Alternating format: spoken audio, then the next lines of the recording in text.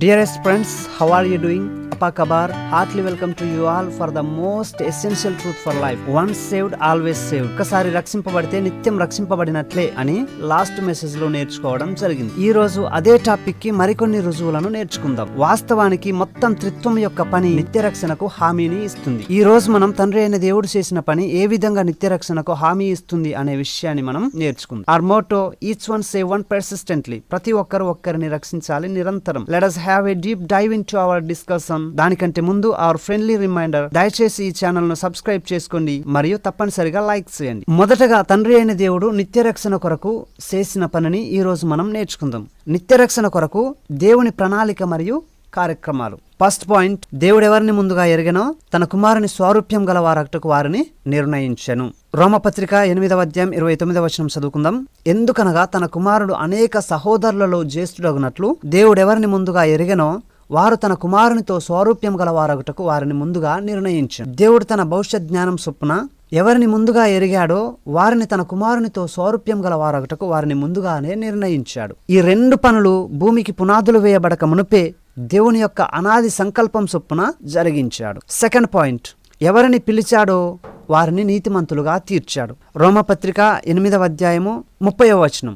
మరియు ఎవరిని ముందుగా నిర్ణయించనో వారిని పిలిచెను, ఎవరిని పిలిచెనో వారిని నీతిమంతులుగా తీర్చెను, ఎవరిని నీతిమంతులుగా తీర్చెనో వారిని మహిమపరిచెను. దేవుడు ఎవరిని ముందుగా క్రీస్తు స్వారూప్యం గల వారగుటకు నిర్ణయించెనో వారిని సువార్త ద్వారా పిలిచాడు. ఎవరిని పిలిచాడో క్రీస్తునందు వారు విశ్వాసముంచుట ద్వారా నీతిమంతులుగా తీర్చాడు. థర్డ్ పాయింట్, ఎవరిని నీతిమంతులుగా తీర్చాడో వారిని మహిమపరిచాడు. ఇది క్రైస్తవులకు అంతిమ దశ, అల్టిమేట్ గోల్. దేవుడు ముందుగా ఎరగడం, నిర్ణయించడం ఎంత ఖచ్చితమో తన విశ్వాసులను భవిష్యత్తులో మహిమపరచడం కూడా అంతే ఖచ్చితం. మహిమపరిచను అనే మాట భూతకాలంలో రాయబడింది. దేవుని దృష్టిలో తన విశ్వాసులందరూ పరలోకంలో ఇప్పటికే మహిమపరచబడ్డారు. ఈ వాక్యం మనకు ఎంత ఆదరణ, ఎంత నిరీక్షణను అధికం చేస్తుంది.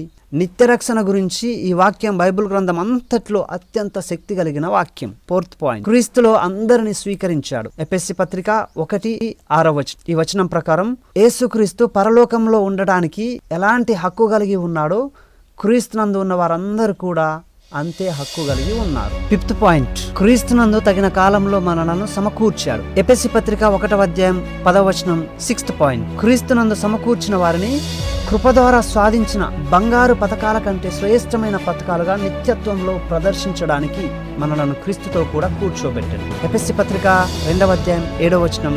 6 పాయింట్స్ విశ్వాసుల యొక్క నిత్య రక్షణకు రుజువులుగా ఉన్నాయి. Thank you so much for watching this video. God bless you all.